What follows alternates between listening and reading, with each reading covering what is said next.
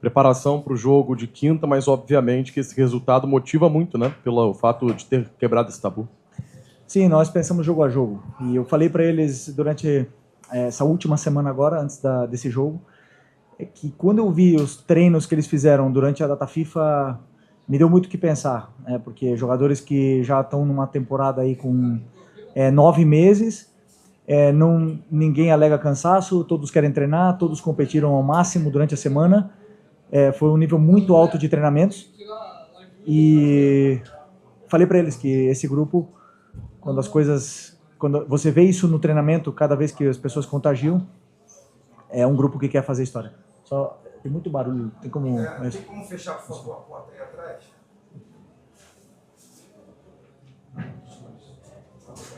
E isso me demonstra que é um grupo que quer fazer história.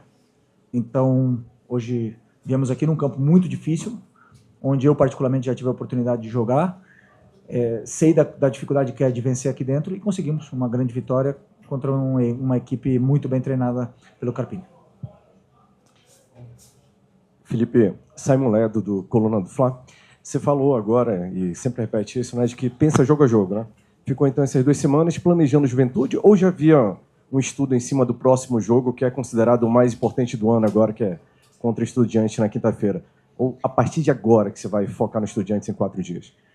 Você fala bem quando você diz que é o jogo mais importante do ano. Para mim sempre o próximo, o mais importante, mas dado o valor do quartas da Libertadores contra Estudiantes, depois de uma temporada incrível que nós estamos fazendo, claro que é o jogo mais importante do ano. Mas eu, sinceramente, só preparei o jogo do Juventude. Fiz tudo pensando em como vencer o Juventude. A partir de amanhã começaremos a estudar e trabalhar para ver quais são as melhores soluções para poder encarar o Estudiantes, que sem nenhuma dúvida é um grande adversário, e principalmente equipes argentinas que competem tão bem. Temos aí o exemplo do Central Córdoba na fase de grupos. Felipe, aqui na frente, tudo bem? Boa tarde. Gabriel Orff, canal Paparazzo Rubro-Negro e Revista Placar. Felipe, queria te perguntar sobre um jogador em específico. Claro que o elenco todo fez uma boa partida, mas sobre o Saul. O Saul que vem sendo destaque mais uma vez, já foi destaque em vários jogos esse ano. Chegou hoje de manhã aqui em Caxias do Sul, uma logística diferenciada, ou seja, podia até estar cansado de um voo, não sei o quê, mas entrou em campo, foi um dos destaques da partida, deu uma assistência para o Rascaeta no primeiro gol. Como é que você vê a evolução desse jogador desde que ele chegou aqui ao Flamengo, que é um jogador europeu, talvez não conhecesse tanto assim esse calendário do futebol brasileiro? Como é que você vê a evolução do Saul aí nos últimos tempos? Obrigado. Eu vejo que estamos vendo o melhor Saul, talvez o melhor Saul da sua carreira, né? E isso é muito mérito dele, é mérito também, obviamente, do clube de acreditar em poder recuperar o potencial desse jogador, que todo mundo sabe, não preciso falar a carreira que o Saul teve, o jogador importantíssimo que ele foi em todos os lugares que ele passou, e principalmente a história que ele tem no Atlético de Madrid. Mas recuperar a melhor versão do Saul era um desafio e passava por ele, né? E ele está num nível altíssimo, altíssimo. Eu acredito que sempre você ter um filho motiva muito, e não esperava também que depois de todo esse esforço de acordar 4 da manhã, pegar 2 voos, chegar até aqui e jogar do jeito que ele jogou os 90 minutos, que desse com essa facilidade, mas foi. Isso demonstra que é um jogador totalmente diferenciado e temos muita sorte de tê-lo aqui conosco. Felipe, aqui. Boa noite já. Felipe, ontem saiu a informação que você recebeu uma proposta do Fenerbahçe para ir para o lugar do Mourinho.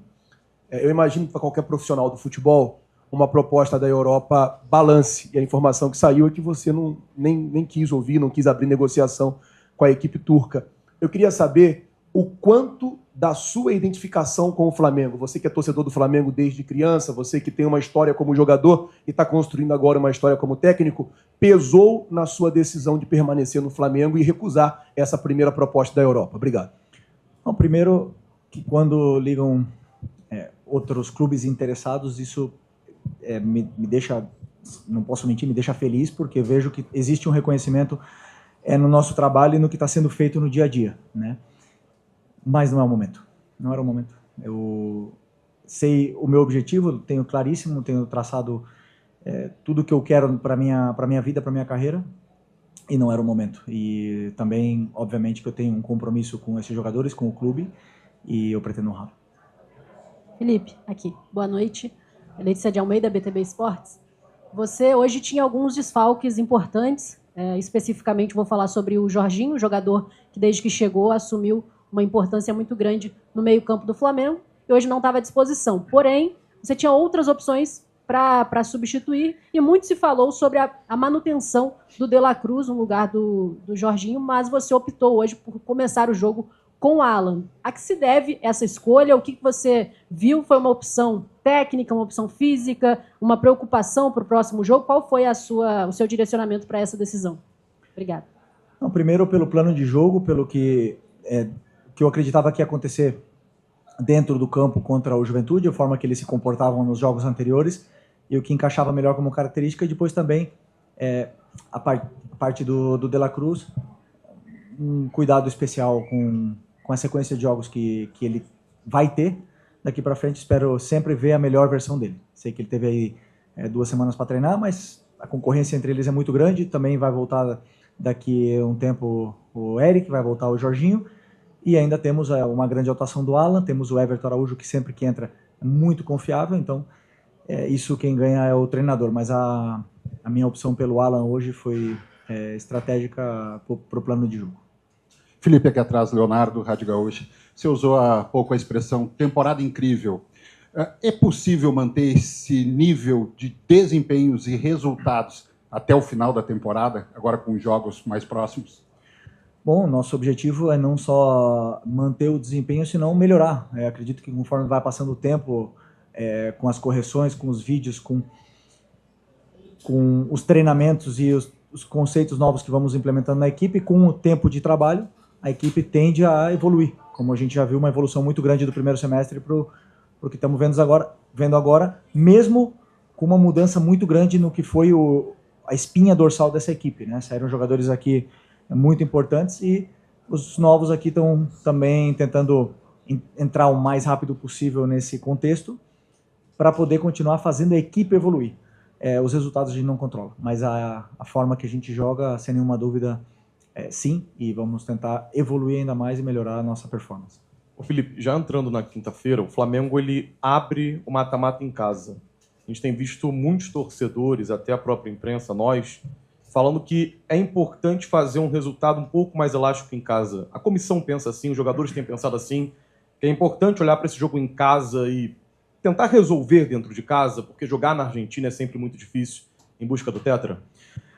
Nenhum jogo se resolve no primeiro jogo, na minha opinião. Por mais elástico que seja o placar, claro que estamos falando de como foi uns anos atrás, aí, goleadas enormes. Não, mas dificilmente vai se resolver um jogo de quartas de Libertadores no primeiro jogo.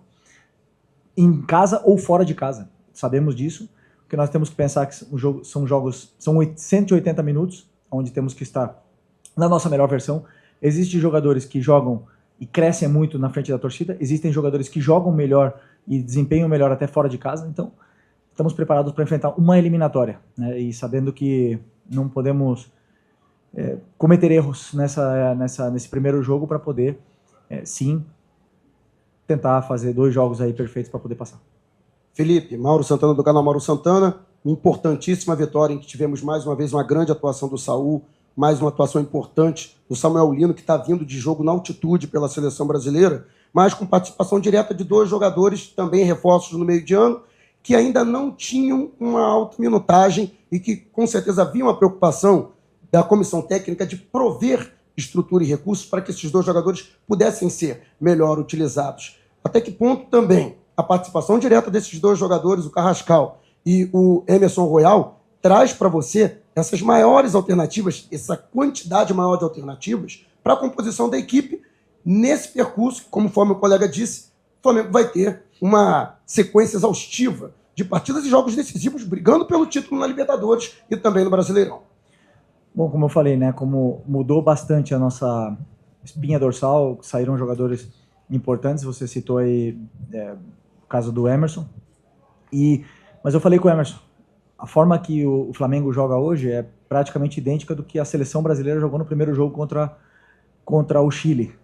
E é melhor do que isso para ele poder entender o modelo, entender o conceito, e que isso vai potencializar muito ainda as características que ele tem, que ele vai oferecer muito para a equipe, conforme forem passando os jogos, ele vai se sentir cada vez melhor. O gol hoje aumenta mais a confiança dele. Eu não tenho dúvida que vai voltar a ficar no radar da seleção, né? Então, é muito importante que ele entenda o mais rápido possível. Tivemos essas 2 semanas agora para treinar, onde ele pôde somar esses minutos e beber do conteúdo tático, e hoje cumpriu à perfeição tudo que pedimos para ele. E o Carrascal é praticamente a mesma situação, um jogador que compete por posição originalmente com a Arrascaeta, que vive a sua melhor fase, muito difícil para um jogador que chega com a qualidade e a importância que ele tem, competir com um dos melhores jogadores do Brasil no momento, se não o melhor. Mas também sabemos que ele pode render e performar em outras posições, pode jogar na direita, pode jogar no ataque, então, claro que estamos tentando dar todo o carinho para ele poder se soltar e se adaptar o mais rápido possível, porque é um jogador, como eu já falei para vocês, que tem muito talento. Felipe, você teve o retorno antecipado de 2 jogadores, agora na data FIFA, né? O Arrascaeta e o Varela. O Varela teve a lesão em si, mas o Arrascaeta não. Veio em plenas condições físicas. Eu queria saber para você da importância do retorno antecipado desses jogadores, especialmente do Arrascaeta, que jogou hoje, e se foi um pedido seu, se teve alguma conversa com o Bielsa, como é que foi essa situação? Não teve nenhuma conversa na qual eles entenderam. Primeiro, o Varela tá com uma pubalgia, está com algum problema onde não poderia jogar o segundo jogo com a seleção do Uruguai. E o Arrascaeta, eles entenderam pela sequência de jogos que ele vinha tendo, e também acho que pelo momento que o Uruguai pôde se permitir o luxo de trocar e liberar esses jogadores que vêm sendo mais utilizados, e na qual agradecemos bastante. Vemos que o Arrascaeta fez um jogo com a seleção no nível esplêndido outra vez, e quem ganha somos todos nós. Flamengo ganha, Uruguai ganha, e o futebol, né, de ver um jogador que está performando desse nível. E também vimos o Vinha voltar a ter minutos e jogar muito bem também no jogo contra o Chile, então a relação mesmo sem se falar com o Uruguai está sendo muito boa. Valeu, obrigado.